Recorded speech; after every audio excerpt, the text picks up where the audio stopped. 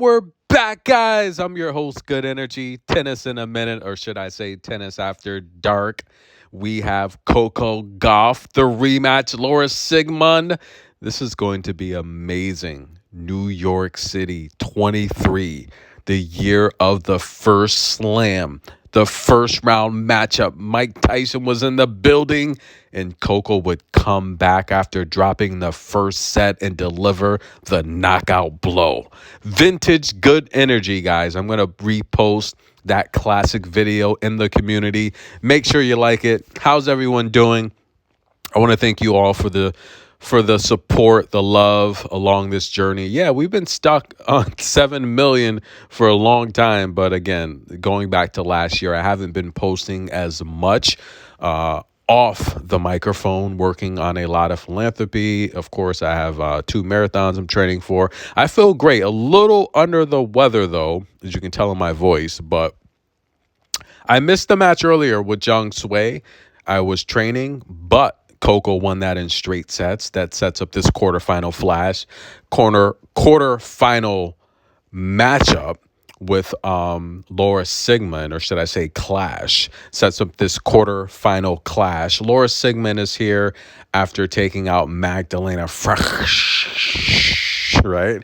Now, listen, Laura Siegemund historically averages 1 ace per match and 3 double faults, right? So she's not that far behind Coco when it comes to double faults. But what keeps her in these matches and thriving at nearly age 40 is her drop shot. And we're going to talk more about that in a minute. However, let's take a look at the quarterfinal. I want to start things off with big game Jessie P. And she's going to be taking on Katerina Siniakova, who was here after taking out Ava Jovic.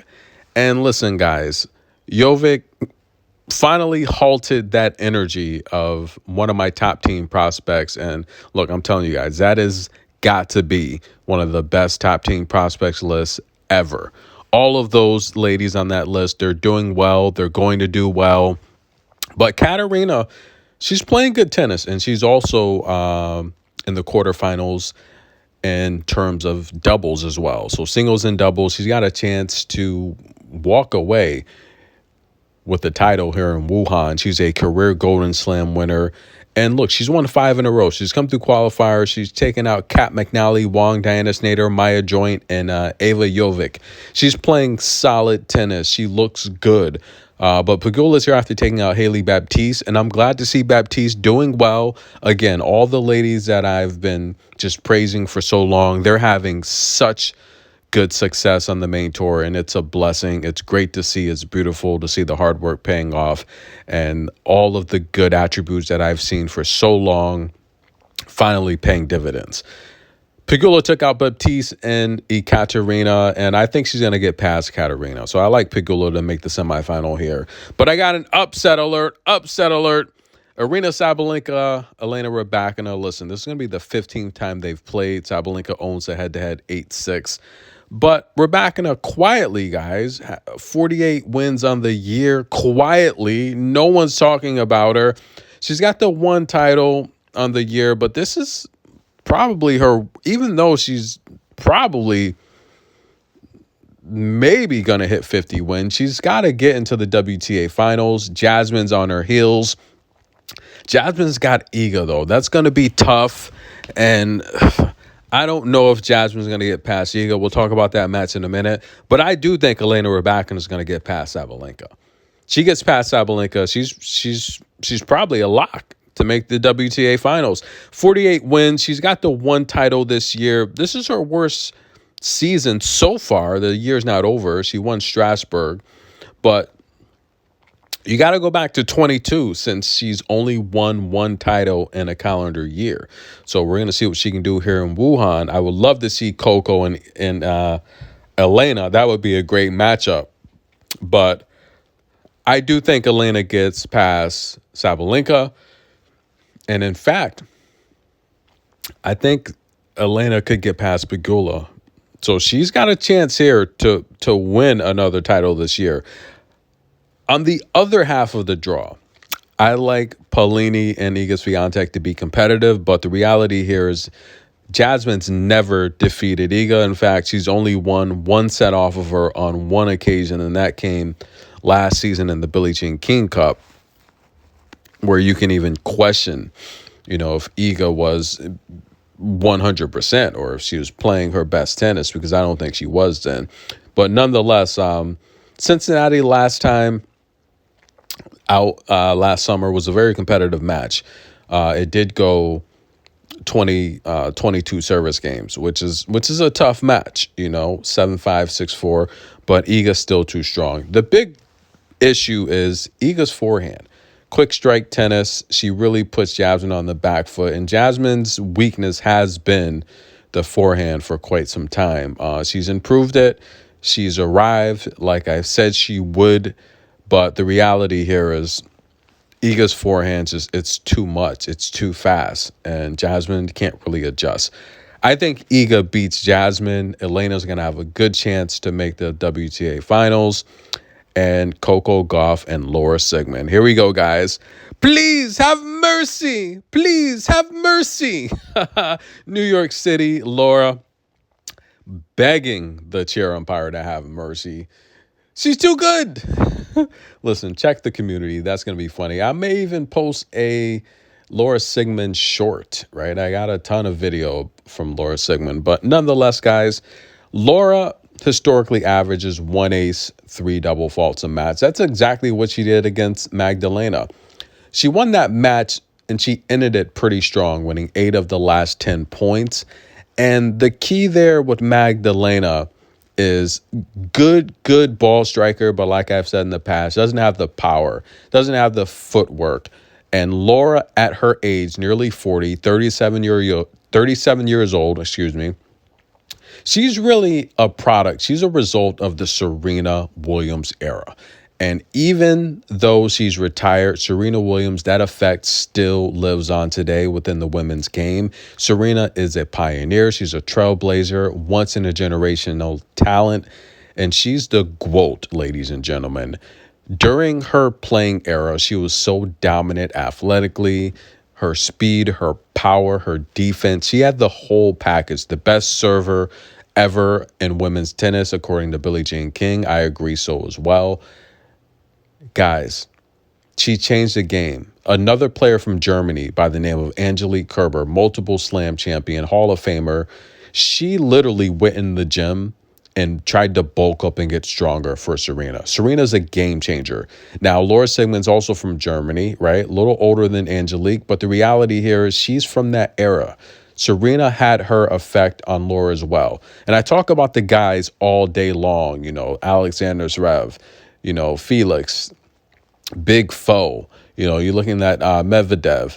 You're looking at all these guys here where they're just average guys. But you take a look at someone like Laura Siegemund, she is jacked up. She's ripped. She's nearly 40 years old, and she is so strong. That's the Serena effect, right? You had to bulk up, get stronger to try and find an edge against Serena because she was so dominant. And that today, guys, is what Laura Siegemund is. She is just a walking fitness athletic player. She looks great. She looks great for her age. She looks amazing. She looks physically fit than most players on tour. And the reality here is she's able to hang with a lot of players with her power, and she still moves well for her age. But what troubles players the most is the way she disguises the drop shot. She is very tricky. She's very tactical. She's slick. And guys, I'm going to tell you, her drop shot is probably still one of the best on tour, right? It's very tough to spot. But here's the problem. When you're facing Coco Gauff, the best mover in the game, the fastest player in the game, the best defender in the game, this is stylistically a bad matchup. Laura plays right into Coco's strengths. The head-to-head is 1-1.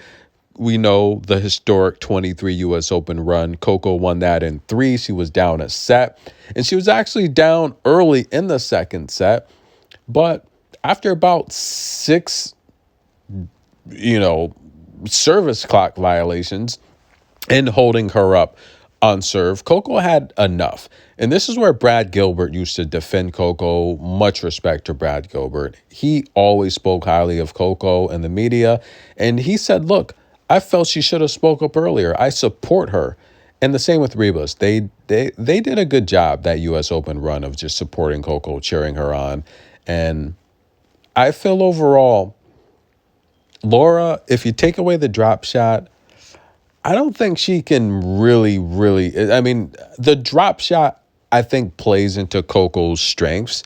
But just take away that drop shot with Coco's deep backhand, with the way she's been aggressively striking the ball, stretching the court, hitting winners, being more aggressive. Like you guys have always wanted. You wanted Coco to be more aggressive. Well, you better love this version of Coco, because it's only going to get better. I feel Laura just doesn't have a chance. She hits the drop shot, Coco's going to return it and defend it. If Coco stretches the court, she's not going to be able to get to the drop shot. I just think stylistically, this is a bad matchup for Laura. All right, Laura did win the first meeting in 2020 in Auckland. And of course, I talked about Serena in this video. And let's talk about Venus as well. Auckland has been very kind to the Williams sisters. It's a beautiful place. They've dominated that tournament for a while. And for Coco to go there, continue the legacy, I just felt it was beautiful. But Laura did defeat her the first time in Auckland in 2020. A very young Coco. I mean, we're talking about Coco was 16 going on 17. But right now, Coco's a different player. And even then, she was amazing. I just think stylistically, there's not anything Laura can do aside the drop shot that's going to frustrate Coco. And I don't even think the drop shot's going to frustrate Coco. Last time out against Zhang Sui, again, I missed that match. I wasn't able to bring it to you. But Coco, about 60+% of the first serves in and won. Not the performance we wanted. 3 aces, 6 double faults. But the previous match against Uchima, nearly 90% win rate on the first serve. And I think we're going to see a lot more of that. You're going to see a lot more aggressive Coco. She remembers that match. Laura was very disrespectful in that match. I felt it was uncalled for, unprofessional. And the fans had to step up and let her know she was wrong. And that made headlines. That was a very big story. I think Fernandez was the chair umpire, if I'm not mistaken. But I think it was Fernandez, right? Correct me if I'm wrong. But from France, and of course, we had the issue earlier in the year with Pierre, just in France. Just France is Coco's best place to play, all right? She loves clay. She's a good clay player. She's a slam champion at the French Open. And I felt it was only right for her to come back and win Paris, because the reality here is they did not treat Coco kind that year in 23 in France. They did not. Aside from the French Open, but I mean, the French chair umpires in particular, they called some very horrible matches against Coco that year. And I just felt it was just fitting for her to win the French Open and just say, hey, look, I'm a champ here. I'm a champ here. I'm a slam champ here, rather. And I felt that was beautiful. But overall, guys, I do think just Laura's going to play right into Coco's hands. I think she's going to win this match in straight sets. She didn't forget about New York. We didn't forget about it. Laura was very disrespectful, even though she had, overall, she said great things about Coco. I don't think she showed the best professionalism even after in the post-match interviews. I think she was still crying wolf. And the reality here is, look, she was breaking the rules constantly, and she does break the rules a lot. She does not adhere to the server.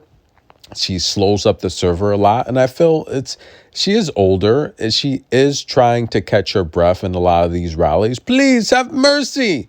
And to some extent, I don't think it's fair, because it is breaking the rules. It's not acknowledging the rules. The speed of the game is determined by the server's racket. You have to keep up with the server. Just like when you're serving, you have the opportunity to do that as well. But she's not. She's using a lot of the service clock. And I just felt that professionalism was absent that day. And it was amazing for Coco to come back and win that match despite dealing with all of that, and especially having a chair umpire that was not professional at all either. So Coco wins this match in straight sets. I think Rybakina defeats Sabalenka. I think Pegula defeats Katarina. I think Iga gets past Paulini, and that's going to set up a showdown with Iga and Coco. Coco's won the last 6 sets. I think Coco's going to continue to dominate that matchup.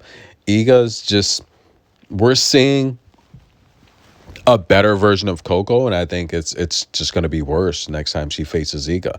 Tennis in a minute. That's a pick, guys. That's what I like. Coco Gauff advances. Comment below. What do you think? Check the community. I'm going to post that flashback video. Thanks for the love and support, guys.